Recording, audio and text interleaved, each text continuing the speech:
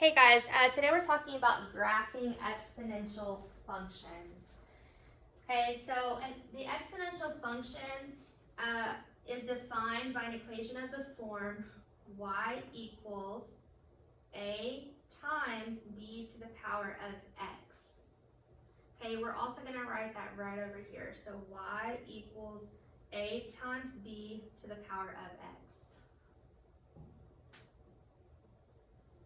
If b is greater than 1, then the function is in exponential growth and is increasing.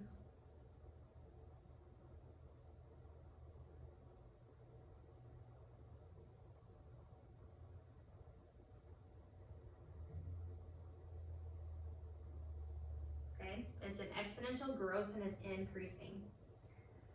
If our b is in between 0 and 1, the function is an exponential decay and is decreasing.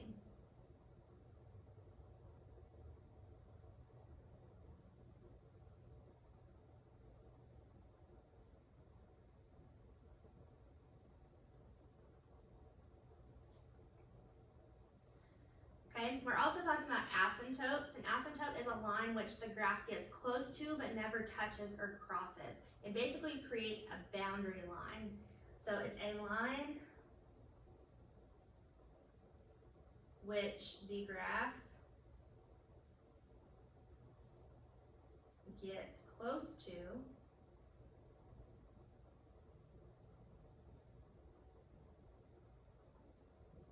but never touches or crosses.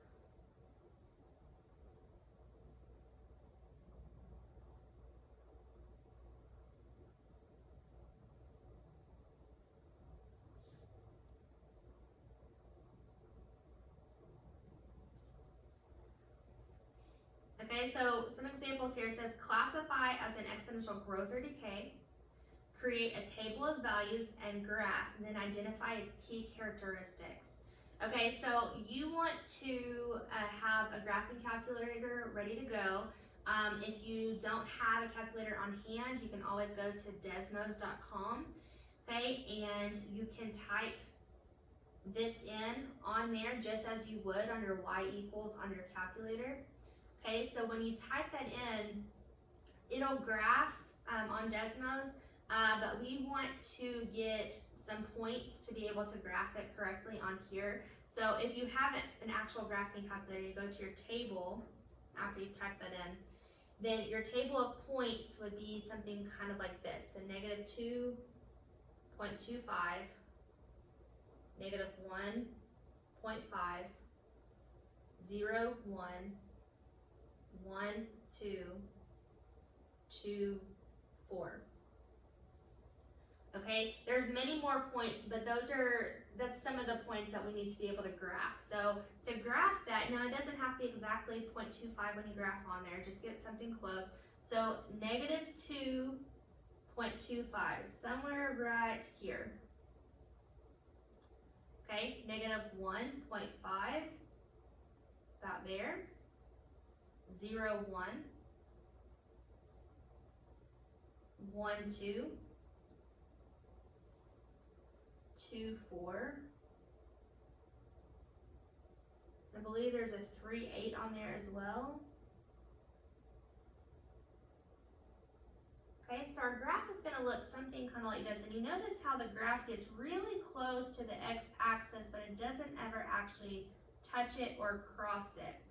Okay, that's because our x-axis here is our asymptote that we just talked about right there. So the x-axis is basically like a boundary line. It keeps that graph from going down here. Okay, so the graph is going to look something similar to this. Okay, now if it is going up like this, this is called a growth. And notice when we talked about our b up here, when it's an exponential growth, that's when it's greater than 1. Well, the b is the number that the power of x is on right here. And this number 2 is greater than 1, so we automatically know that it's going to be a growth. Okay, now talking about domain and range. Remember domain, that's always your x values of the graph. Well, this arrow right here keeps going to the left and it's going to hit every single x value this way. This arrow, I know it's going up, but it's also going out. And so it's going to keep hitting all of the x values this way. So since we're hitting all x values in both directions, this is going to be all real numbers.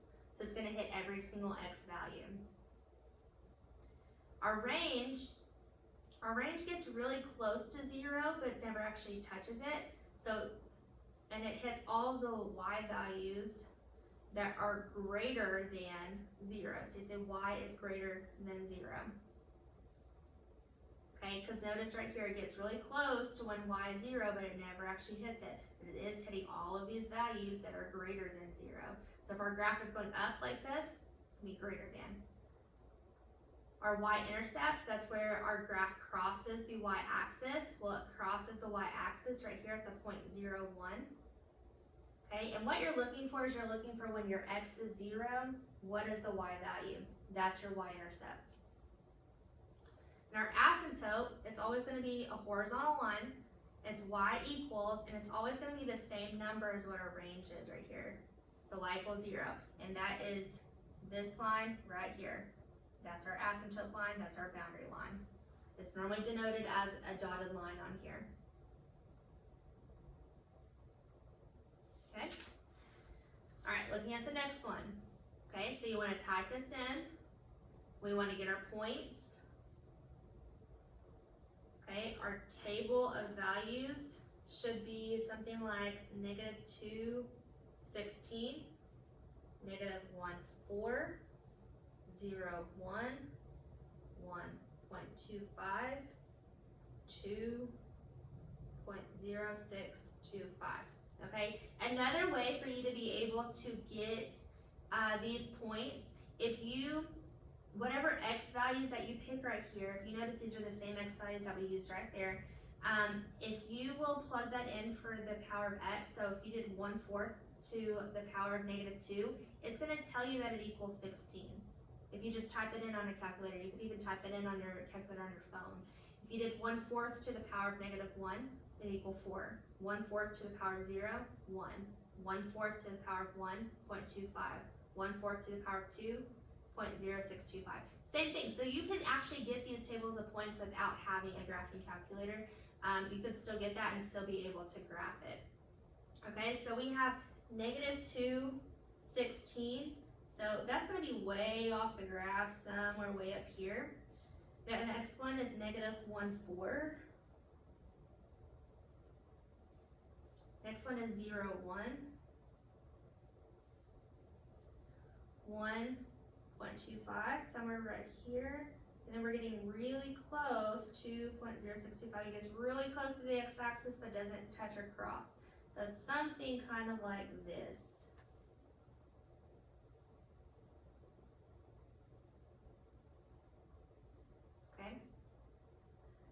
Now on this one, our b here is less than 1, so it's going to be a decay. And you notice a decay is decreasing like this. Okay, for our domain, our x values, well, this is going out this way, so it's going to hit all x values to the left.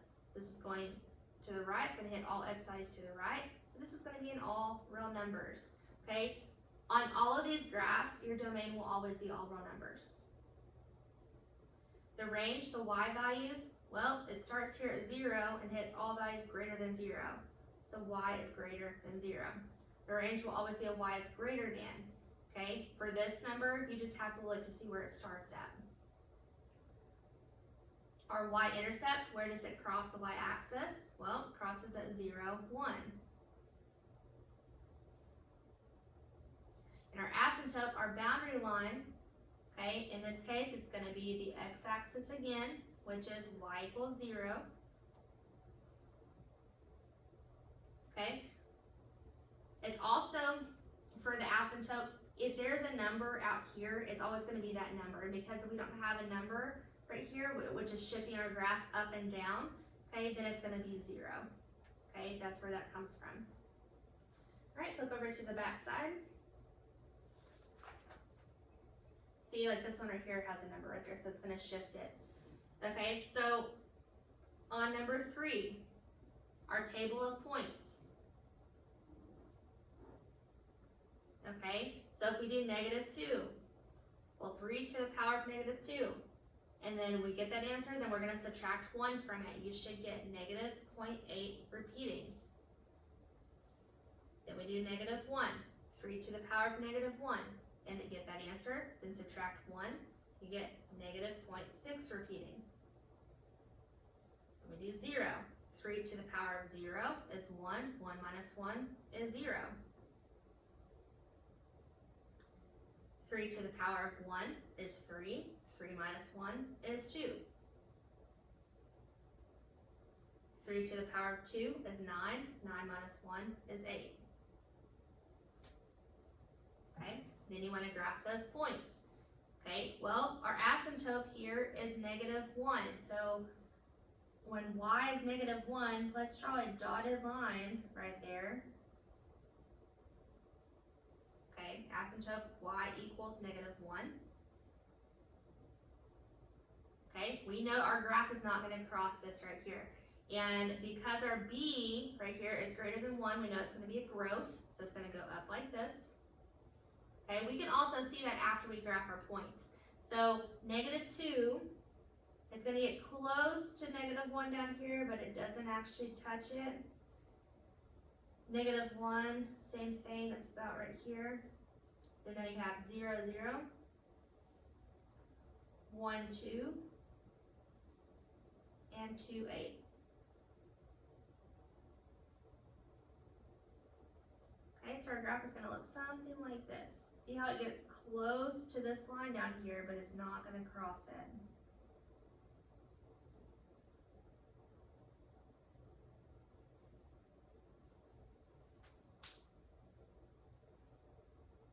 Okay, our domain is still all real numbers, so this is going to go to the left, and that's going to the right. It's going to hit all x values. Our range, well, it starts at negative 1 and hits all values greater than negative 1. So y is greater than negative 1. Notice these are still the same number. Our y-intercept, this time it crosses at 0, 0.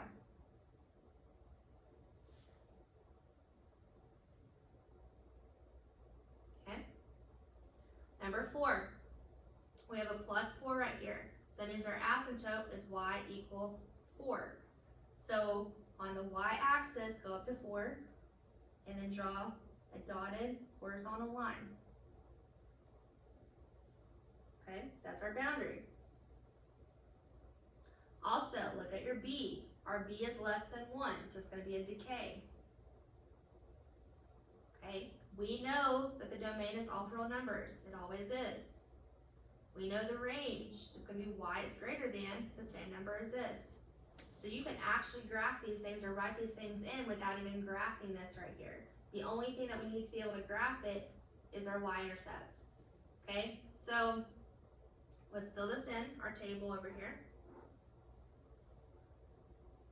So negative 2. So 1/3 to the power of negative 2, and then do plus 4, you get 13. And negative 1. 1/3 to the power of negative 1, and then plus 4, you get 7. 1/3 to the power of 0 is 1. 1 plus 4 is 5. 1/3 to the power of 1, okay, is 1/3, and then plus 4, you get 4.3 repeating. 1/3 to the power of 2, and then plus 4, you get 4.1 repeating. Okay, then you want to graph those. So negative 2, 13 is way up here. Negative 1, 7. 1, 2, 3, 4, 5, 6, 7. 0, 5. 1, 2, 3, 4, 5. 1, 4.3, somewhere right in here. 2, 4.1. So it gets close to our asymptote here, but it's not ever going to cross it. Something like this. Okay, so notice it's decaying, it's decreasing. We have all real numbers. We have y is greater than 4, and our y-intercept is 0, 5.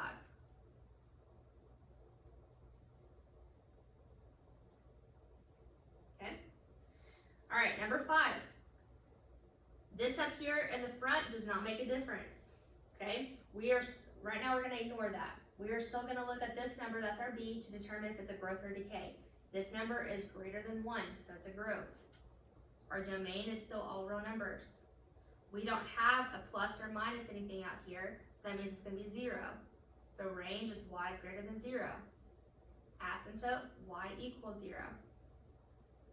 Okay? The only thing this does right here is it's gonna stretch the graphs. It's either gonna make it where the points are closer together or further apart. Okay? So, to fill out our table right here, for -2, okay? Well, 1/4 times 2 to the power of -2, you get 0.0625. -1, 1/4 times 2 to the power of -1, 0.125. 0, 1/4 times 2 to the power of 0, you get 0.25. 1, 1/4 times 2 to the power of 1, you get 0.5. And 2, 1/4 times 2 to the power of 2, you get 1. Okay, so then you just want to graph those as best as you can. Okay, remember our asymptote is the x-axis right here. Okay, so -2.0625, well that's really close to this right here. -1.125, pretty close there. 0.25, it's just gradually getting bigger. 1.5, right there. 2.1, right here. And then it just gradually gets bigger. Okay, it looks like we have a point at 3.2 as well. 4.4. If you would have kept going on your table, you would get these. And something like that.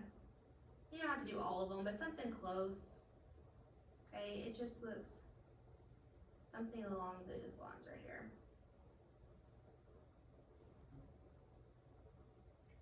Okay, and then our y-intercept here is 0.25.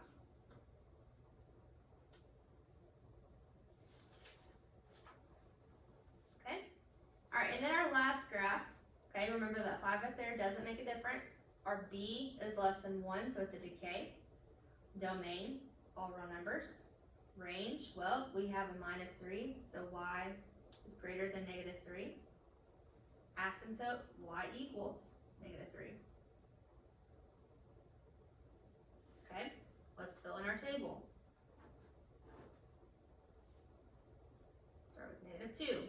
So 5 times 1/2 to the power of -2, and then -3, you get 17. -1, with -1 in. 5 times 1/2 to the power of -1, -3 is 7. 5 times 1/2 to the power of 0, and then -3 is 2. 5 times 1/2 to the power of 1, and then -3 is -0.5.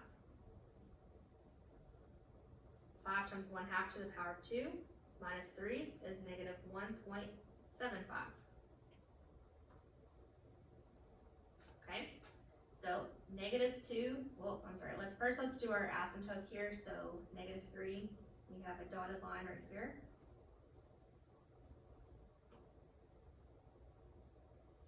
Okay, so -2, 17, it's way up here somewhere.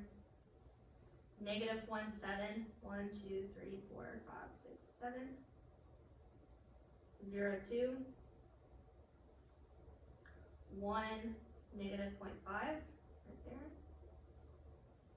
And then 2, -1.75. Okay, these points are just going to keep getting closer. 3, it's somewhere right in here, and they just keep getting closer and closer. And so it's going to look something kind of like this.